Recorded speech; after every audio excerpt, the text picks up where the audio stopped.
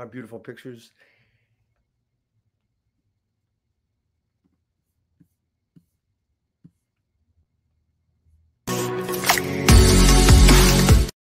Oh, see technology in me, and everybody can hear me. Thank you, Nelson. Here we go. That's what we want. I'm so sorry. We had a little technical problem there. Good morning, everybody. My name is Dave Finale, real estate skill builder and real estate talk TGIF. Actually, it is not morning. It is in the afternoon. It is morning out where Michael is, and it's morning on the West Coast.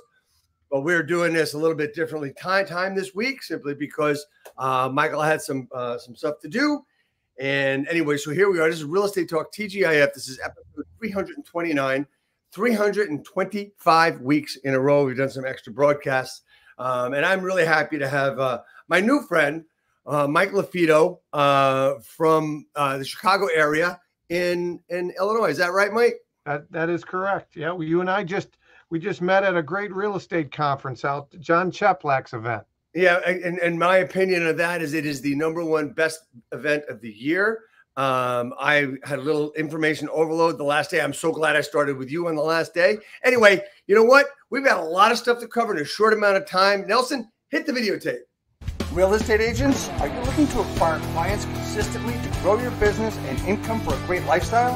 Well, this is Dave Finale, and I'm here to bring you the Real Estate Skill Builder broadcast, Real Estate Talk TGIF, brought to you by Real Estate Skill Builder and the Modern Agent team.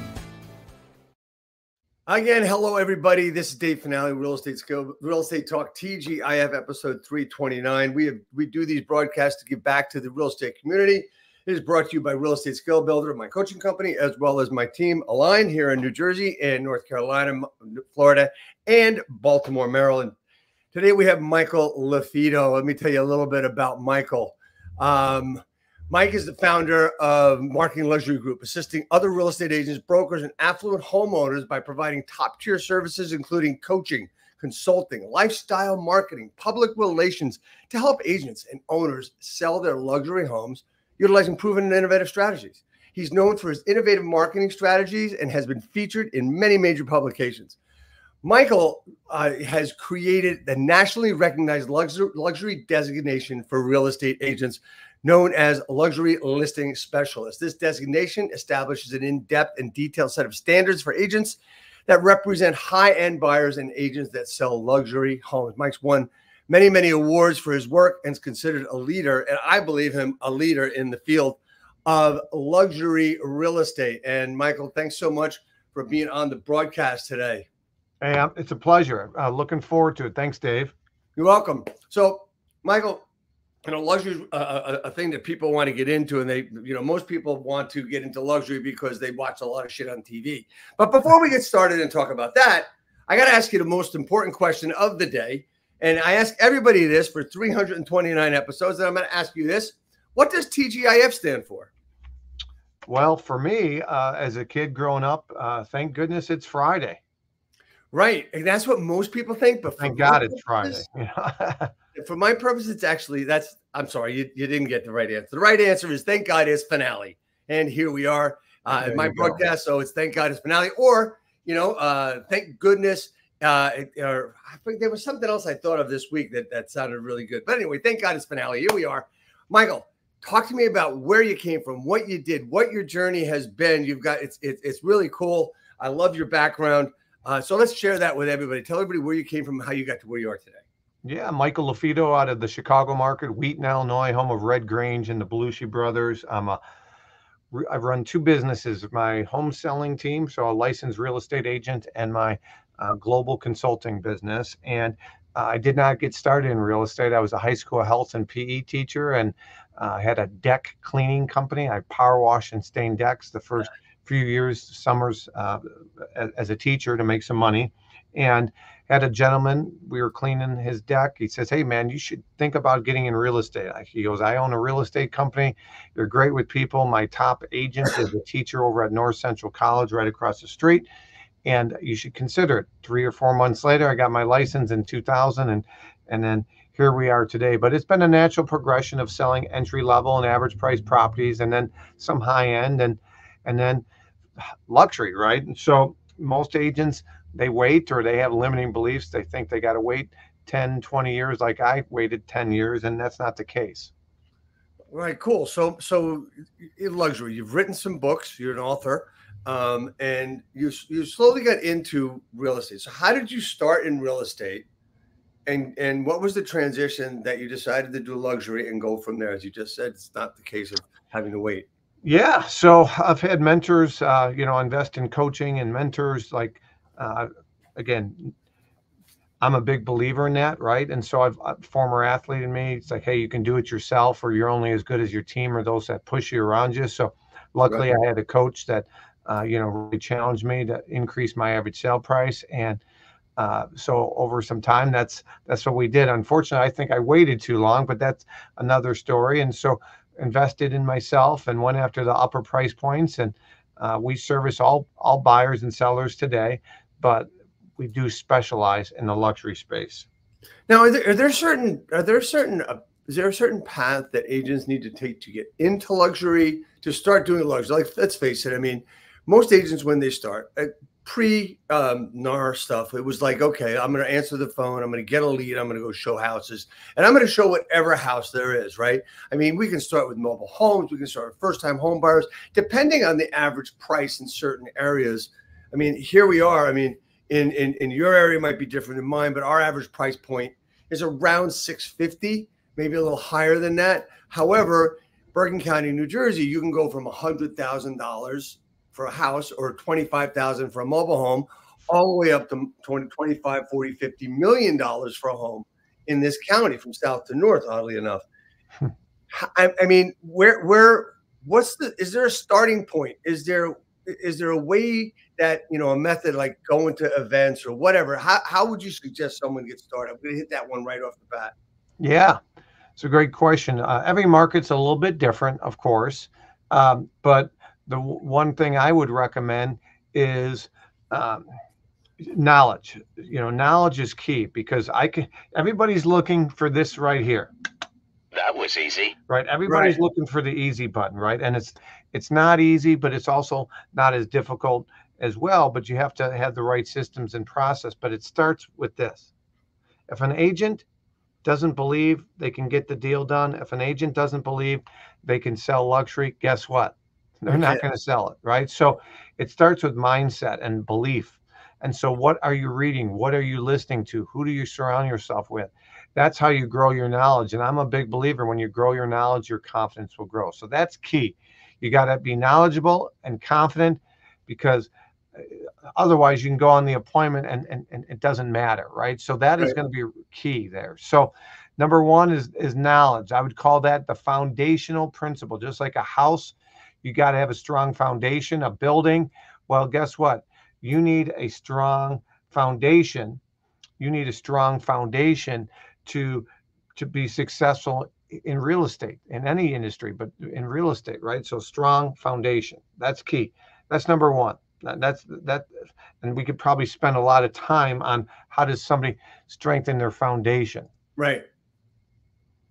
Right. So how to strengthen their foundation basically is, we're talking about knowing what they're doing, with listing presentations, etc.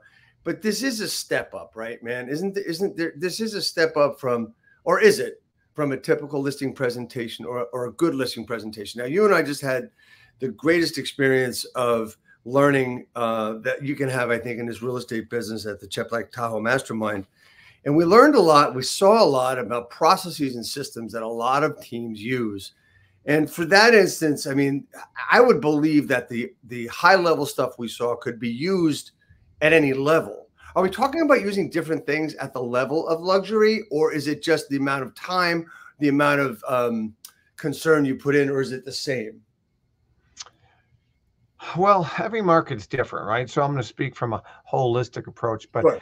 But based in the Chicago market, I can tell you that home sales in those upper price points can be much more challenging, right? So there's a term out there called super prime properties, and most people aren't familiar with it. But super prime properties are properties that are $10 million and above. Okay, so globally, it's a global term called super prime properties, and Dubai leads the world in $10 million plus sales, and London and New York are second and third respectively, right? But last year, 3 in the Chicagoland market sold above 10 million. The year before, 6. So that's really rare air, that $10 million plus.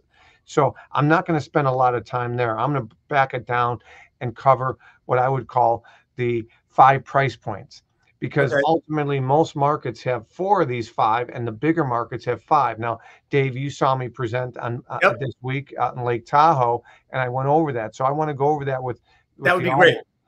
There's 5 primary price points in the large markets and 4 in small. So it starts with, I call them buckets. Bucket number 1 is what I call starter price point or entry level. Okay. Bucket 2 is what I call average price point for that market. Now, you mentioned 650 is your average. So real estate agents can figure out their average sale price for their market. Now, you might just be in a small town, or you might service multiple markets. Well, every market has a different average price point. So real estate agents can get this data from the real estate board, the MLS, or a title company. So bucket 2 is the average price point. Bucket 3, Dave, is what we call luxury. And I define a luxury home as 3 times the average sale price for that given market. So your luxury is 650 times 3 is around 1.9-ish, 1 to 2 million. Call it 2 million. Where my market, the average sale price is 450. You're about 1.25, right? Or 1.3. So luxury is not the same in every market. It's different. Now, condo definition is different than single family, but you get the idea. Sure. So again, bucket 1 is entry or starter. Bucket 2 is average. Bucket 3 is high end. High end is 3 times. Bucket 3 is high end. High end is 2 times the average sale price. So 650 times 2, around 1.3, is a high end home in your market. For me, 450 times 2, around 900, right? So bucket 3 is high end. I already talked about luxury is bucket 4. Luxury is what we call 3x, or 3 times the average sale price. And then in big markets is what I call the 10x factor. And that's what we call ultra luxury, is bucket 5. And that's 10 times that average price point. So Dave, 650 times 10 is 6.5 million. Do you have any 6.5s in your market currently? Sure. Yeah. So you do have ultra luxury. Now, I talked to some people in Lake Tahoe this week, and they were talking about their market, and they didn't have any. So some markets don't have that 5th bucket.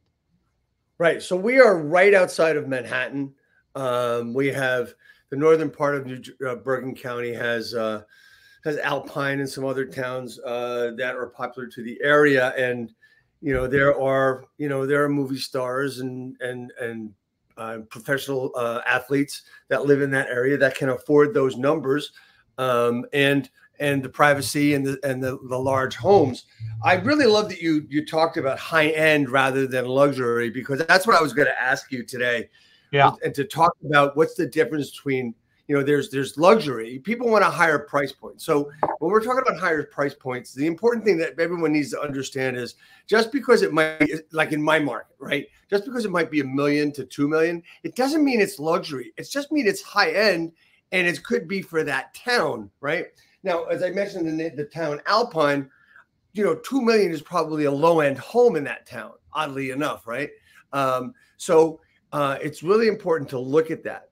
So when talk to me about the style that when you made the change over to luxury, what did you have to change? Was there anything that you had to change that to persist and to be consistent in that market, in the luxury market? Yeah, absolutely. A lot of things I had to change, right? And so, even working out at the gym this morning, somebody said, "Oh, how was the conference?" I knew I spoke at Cheplack's Tahoe event, and said it was great. And he goes, "Again, you help agents and teams sell more luxury real estate. Is that correct?" I said, "Yeah." He goes, "Well, so what do you teach them, to dress differently?" I mean, that is like basic elementary stuff, right? So it's much more than that. So it starts with the mindset, systems, and processes, right? So mindset, and then you have to develop systems. You have to be familiar with the local market, the upper price points, the products, what's selling, what's on the market, the materials, what's trending. There is no easy button. It's a compilation of things, right? And And so that's really key is what you focus on expands. So if you really immerse yourself into it, you want to know what keeps high net worth individuals awake at night, how they think, where they eat, what they dine, what keeps them awake at night, what are their passions, hobbies, and interests. And that's really important. And because then you understand what the avatar is. Now, again, when I say avatar, I'm not talking fair housing and what they look like, but I'm just how they're wired. Yeah, and I think one of the other things that's really important, you said market, and everybody says, well, I know that market, and well, maybe you don't, right? So there's some other things, and you mentioned other properties that exist in markets that they have a value according to the market of X, right? But because of what's in them and how they were put together, you know what I'm alluding to, but how they're put together, they might have a different price, a higher price, or a lower price. Now, the difference there, correct me if I'm wrong, the difference there that in the luxury market, that really means an awful lot. But in the average market or high-end market, just because you're the best house in town doesn't mean you get that price. However, in the luxury market, you just might. Can you explain that? Was I vague enough for you? So like you were kind of vague there. So I just want to make sure from a clarity standpoint, one more time. So we're talking about homes might have some things in them. They might have an age bracket to them. They might be better in a luxury home, which might increase its value, where a home that's average, just because you made it, you did all these great things. You put a sauna in. A $500,000 house is still going to be a $500,000 house, where a $3 million house might be a $4 million house, and an $8 million house might be a $10 million house. Just because what the comps say doesn't mean that it's got value. Of course, the market's going to determine. I think you know what I'm talking about. The market. So pricing high-end and unique homes can be challenging. That's a science in itself, right? So That's you have, chapter 2 in our book, which, by the way, we want to give your audience a copy of our book absolutely free. It would be, they can get the digital one for free. They go to freeluxurybook.com. If you want to put that on the screen, you got that little, that's perfect. It's down below. You guys can see that, but freeluxurybook.com. But chapter 2, Dave, is what I would consider, like, this guy is an icon. Okay. And it's Jack Cotton. Jack Cotton is out of Cape Cod, Sotheby's, been a licensed agent for over 50 years. Jack is so left brain analytical on the spreadsheets on pricing. Now, Jack's style is a little bit different than mine. So and I'm not saying one's right or another, but do what you're comfortable with and whatever your market you're accurate with. So pricing a high-end and luxury home can be very difficult, can be very challenging, because it's so custom. There are not a lot of comparables out there, right? There's not a lot of comps, right? Exactly. So I look at it as a blended approach. So one way, the traditional way is, hey, look for comps that have sold within a mile. That's one way. I don't do that. The other is to look at similar homes, similar price points, no matter where they're at.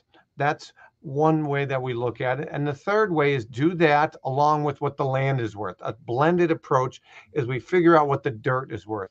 Because with luxury, I'm in Chicago, right? So the North Shore, Winnetka on Lake Michigan, that dirt, that quarter acre is going to be worth then an acre out in Hinsdale, Illinois. So because it's on Lake Michigan, right? Location, location, location. So when I price a property, I look at it from a multiple angles, right? One is what's the dirt worth? The second is what's this structure worth, the house, the brick and mortar, how old it is, because there is depreciation. A 10,000 square foot sale of a home that was built in 2020 is going to be valued per square foot higher perhaps than something built in 2000 because of depreciation assets. So you got to look at the land, you got to look at the actual property. Then the third part is, this is where experience comes in the local market, is having a finger on the local market's pulse. In other words, is there a gap in that market? Is there a gap? What's selling? What's sitting? Maybe you think the property's worth, maybe you think that the property is worth X, but there's a big gap between X and Y, so you test it a little bit higher. you know, and I like to use stock analogies all the time, right? Okay. And so if somebody buys Dell, and I don't even know what Dell is trading for, so I'm gonna look it up real quick. Dell, NASDAQ, okay. So Dell right now is trading at 117. So I'm going to use a Dell example. If somebody bought Dell at $180 a share and is trading for 117 right now, and somebody goes to the market and says, hey, I'm trying to get 170 for this per share, the market's saying it's only worth 117. They don't care if you have 170 or 180 into the shares. Is that correct? Yep. So the worst mistake somebody could do when selling a home is, well, I have this into it because this is what I'd like to get out of it, or I'd like to get this out of it. The market ultimately dictates price, right? Yes. And so I believe in a data-driven approach. However, you got to use your experience because sometimes there's gaps in markets. So that was a long-winded answer, Dave, but there's no easy answer when pricing luxury homes. No, and that's why I put it the way I did, because I mean, you know, we've seen people overdo things in their houses, but when it comes to luxury, it's a lot different, and you really need that expertise.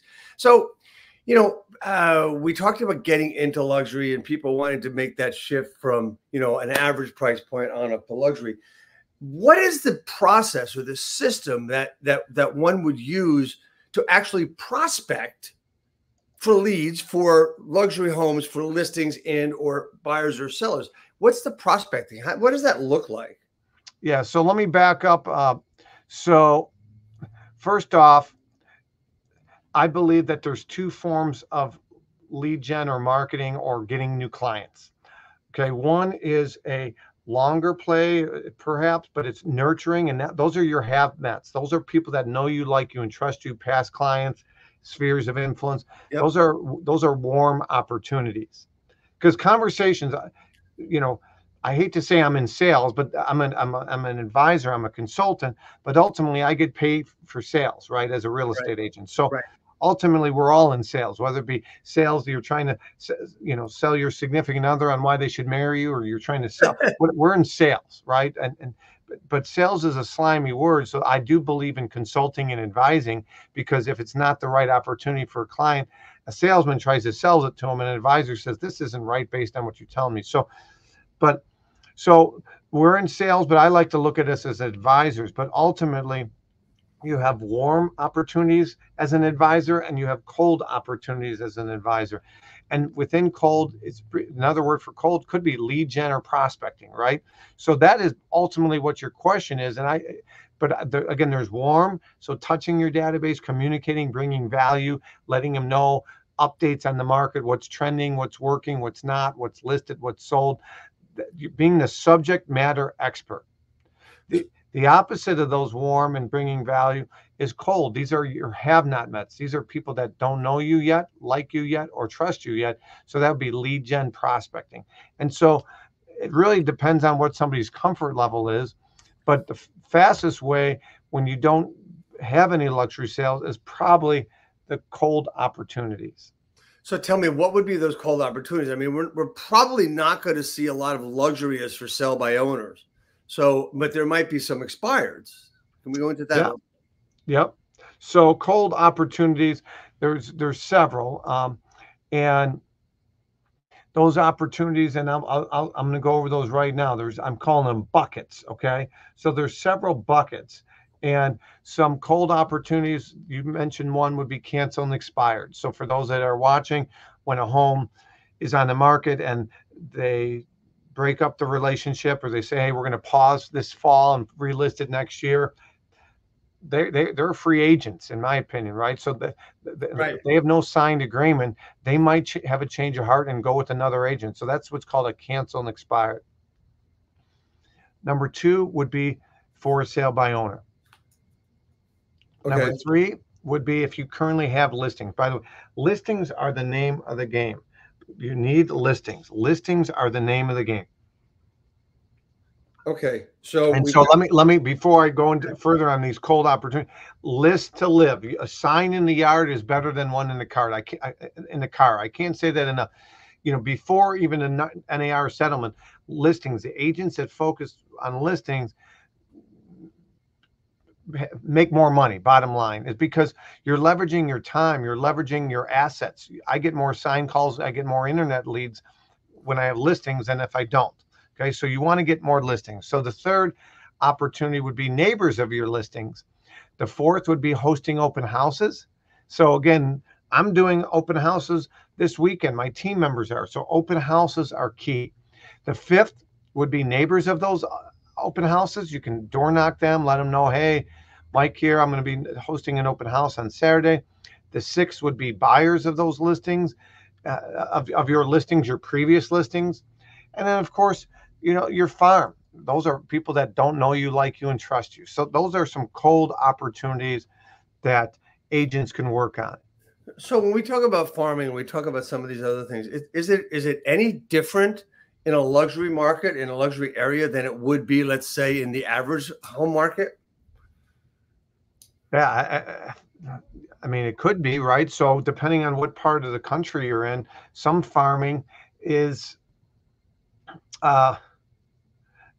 some farming is not a neighborhood, right? So I'm in Chicago suburbs, and we don't have big gated communities out here, right? So we have a lot of tear downs. So we have a lot of what's called infill, where somebody wants to build a home in this great community, and there's a lot of older homes. They buy the land, they buy the house, knock it down, and build on it. So, so it depends. Every market's different. Yeah, it is. It absolutely is. So the luxury market means a lot more to me than most, because I look at luxury as, a lifestyle, right? It's a lifestyle. It's a lifestyle you have to live by. Is it important for agents to be involved in that lifestyle, and, or, I hate to say this, but fake it, like belong to different clubs, go to different networking events? Is that helpful to do that when looking at luxury homes? Absolutely. I mean, like, I literally just taught 2 weeks ago at my old high school. Oh, wow. 6 years doing it. I taught 4 periods.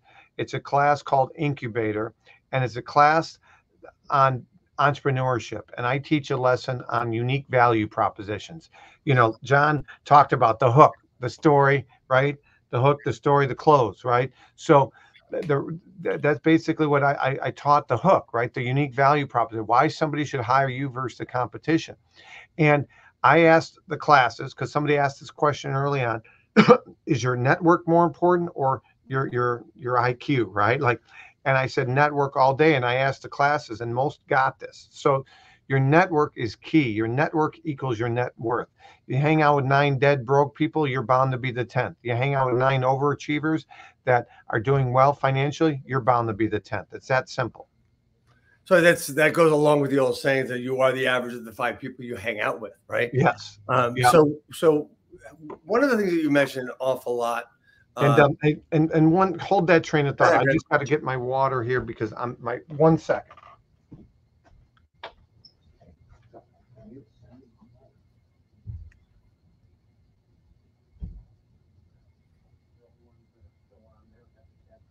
Swap them out. All right. Sorry about that. I have to get this. So go ahead. So where was I? The mindset of a luxury agent. So we're basically saying that when you determine what you want to do and how you want to do it, your mindset is key. So we're talking about emotional intelligence. We're talking about intelligence. We're talking about network, net worth, etc. The schedule for any type of agent is extremely important, and that has to do with mindset. Was there a mindset shift that you made when you decided to go into luxury and build the brand that you have built? And talk to me a little bit about that as well. Yeah, so mindset is key, but organization and action is important as well. So you talked about organization. Behind me, you see something that we're about to release, and it's our luxury agent planner, the first of its kind, because, you come back from this trip, right? Your head's swimming. You got all this information. How are you going to prioritize? What am I going to implement?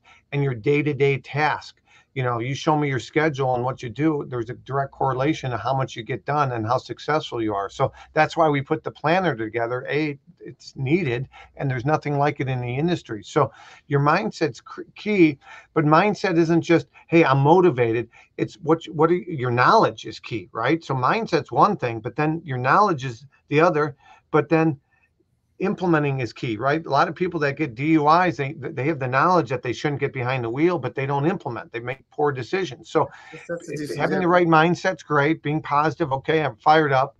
Having amazing knowledge is great, but then actually implementing it and being able to articulate to the consumer why they should do those things. I'm going on an appointment here in a few hours, a home that's on the market. It is dated. It's an older person. I know I'm going to have a very difficult time having them to get on board to paint and stage and neutralize. Right. But I have these case study books that I'm going to articulate to them of, hey, all these houses, these were on the market just like you before. But guess what? Now they're not. Okay, so having this is really important to be able to articulate, to get this seller on board to do the things that the other agent wasn't very good at explaining to them. So case study is key to all of this. So when we talk about getting into luxury, you have the free luxury book. You have other books too, aside from the planner coming out. Talk to me about what you have and courses and stuff that you've developed that can help agents that are watching now or will watch later. Yeah. So yeah, we have a course out there. It's a designation. It's called Luxury Specialist, or Lux for short. People can go to luxurylistingspecialist.com, luxurylistingspecialist.com to find out more about the designation. There are 0 previous luxury sales required to take that course. And that's just luxurylistingspecialist.com. I typed it in the comments section. And then the other is, by the way, this book I was showing you, this is geared for consumers. So I bring this on so the sellers I can show them case study after case study and be like, hey, do you want to be in this sold pile, or do you want to be in this pile of homes that didn't sell pile? And then the other is a great resource that just came out in May, hit bestseller in 6 categories. It's down the bottom on the scrolling, but it's just freeluxurybook.com. Freeluxurybook.com is another one. And that they can get the book absolutely free digitally, or they can get the book free and just pay for the shipping and handling. Instead of paying $30 plus shipping, they're just paying $9.97. So that's just freeluxurybook.com. And same thing, those are great resources. Of course, we have a podcast. We have 298 episodes out. It's called Luxury Listing Specialist. Okay, we have a podcast out, yeah. So that's kind of some of the things. You can find me on social media, all the above. So, Mike, if you wanted to get into luxury now, okay, what would be the first thing that you would say to agents right now to get into the business now, to get into luxury real estate now? What would you tell them the first thing? What would be their first 5 steps? Number one, don't wait, right? So don't wait. The misconceptions about selling luxury real estate, Dave, are I got to be licensed X amount of years. I got to drive a certain car. I got to live in a certain community. I have to be with a certain luxury brand. Or I can't compete because there's already X amount of luxury agents in my market. There certainly isn't room for another. Those are the limiting beliefs, those excuses that people tell themselves. So that is the foremost. Like, they got to check those at the door. Okay. Right. Once they've checked those at the door, then the next thing would be that they have to literally continue to believe in themselves, right? They got to continue to believe in themselves that they can do it. I mean, that is key. But if you hang out with dead broke people, you're going to be a dead broke person. So my point is, they should join a chamber of commerce and network with other business owners that service those upper price points. Right. That's fantastic. Mike, is there anything else that you'd like to add to our broadcast today? We're coming up on time, and I want to respect yours and respect everybody else's. Is there anything you'd like to add to the broadcast where, best practices?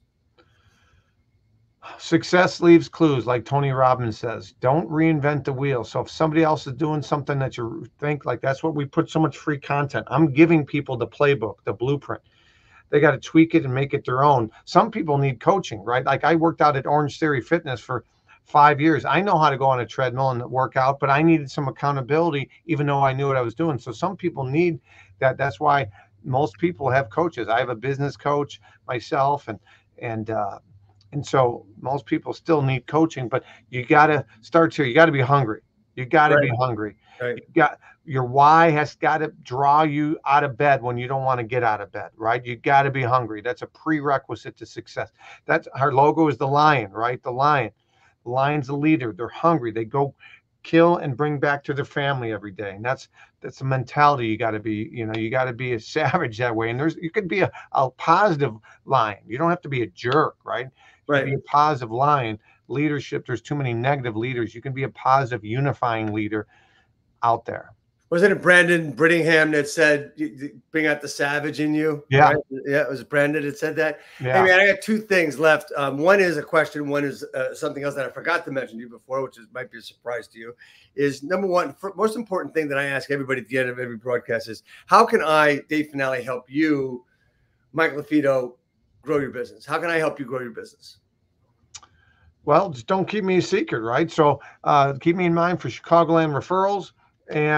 But you're, in the Cheplack world. And if you hear of other real estate brokers that want to increase their average sale price, want to work smarter, not harder, want to have a dedicated luxury division, and want to make an impact in their local market, that's what we teach people, is how to become the #1 trusted luxury real estate agent in their market. Awesome, man. And you may have heard me and Alec Cheplack talk about this, about the hat, but I didn't mention this before, but everyone that comes on a broadcast gets one of my hats. And I'm going to send this out to you really quickly, really soon, as soon as I find my mailing stuff, since I moved. So I'm looking for all that. Well, hey, man, I have some swag too. Now, I can't pull it up on the screen, but I'm going to put it in the feature. And if you guys like lines, you like some of the Lux gear I just dropped in it, that's my Shopify store. You got hoodies, you got t-shirts. Literally, it's pretty it's pretty cool. We put a lot of time into it. And one of the shirts I have on there that I wear to the gym, Dave, and people come up to me, it's a conversational starter.